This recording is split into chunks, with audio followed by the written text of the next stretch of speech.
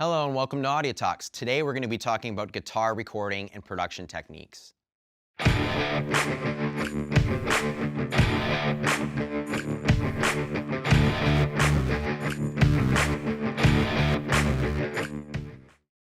Today I want to talk about a guitar recording and production method that essentially combines three techniques into one.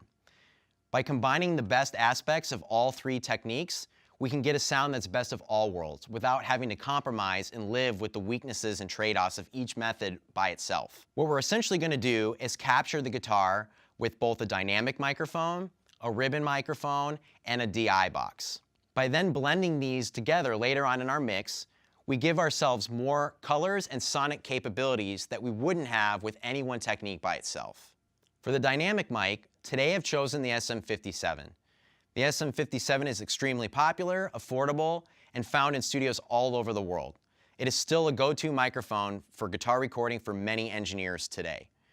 However, some other good choices might be the Sennheiser 421, the Shure SM7B, or a Shure SM58. A dynamic microphone provides a little bit of the high-end presence as well as the mid-range bite that are commonly sought after in electric guitar recordings. Also, due to their design and their inherent compression characteristics, they also do well on high SPL sources, like an electric guitar.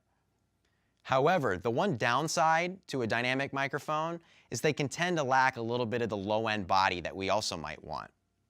Now, ribbon mics, on the other hand, by nature of their design, help capture low-end really well and help add a lot of this low-end warmth and body that we also seek for electric guitar recordings. They also handle any harsh resonances that might be found in the upper mids better than a dynamic does and will take well to EQ when we get to the mix phase of a recording. Today I've chosen to use a Royer 122.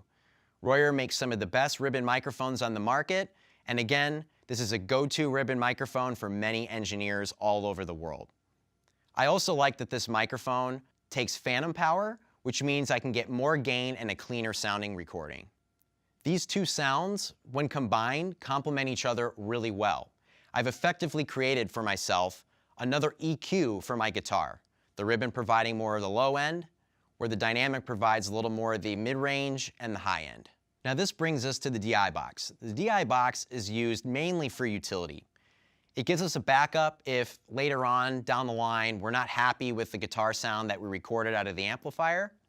It also allows us to reamp either with a reamp box or with some sort of amp simulator plug-in to provide us with an additional tone color that we can blend in with the original guitar recording microphones. Now, just like you would normally do, place the microphones a couple of inches from the guitar cabinet. Placing the microphone closer will yield a little more high-end but contain a little less room tone, while placing the microphone further away will yield a little more room tone but a little less high-end. Additionally, if we place the microphone closer to the center of the cone, it'll yield a little more presence and high end from our recording. If we move the microphone a little more to the edge of the cone, we'll lose a little bit of the high end but get a little more low end. Most of the time, I prefer to place the microphone kind of somewhere in the middle of the two. If I have to, I'll err on the side of allowing the ribbon mic to be closer to the center, since it kind of lacks a little bit of high-end presence to begin with. To use the DI box in this setup, plug the guitar into the instrument input, just like normal.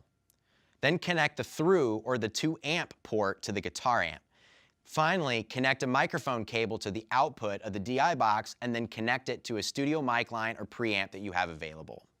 Now let's take a listen to what all three of these techniques sound like by themselves.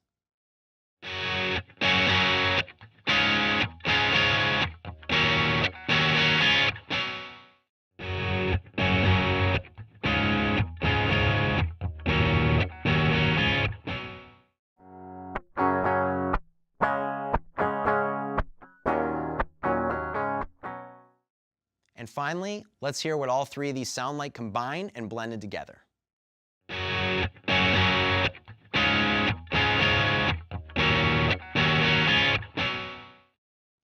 As a last word of caution, this can take up a lot of space in your DAW, so make sure you stay organized and label things accordingly.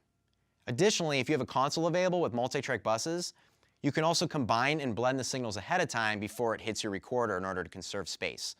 Of course, this means committing to the tone ahead of time, but use whatever method works best for you. I'm Kyle Holland, and thanks for watching Audio Talks.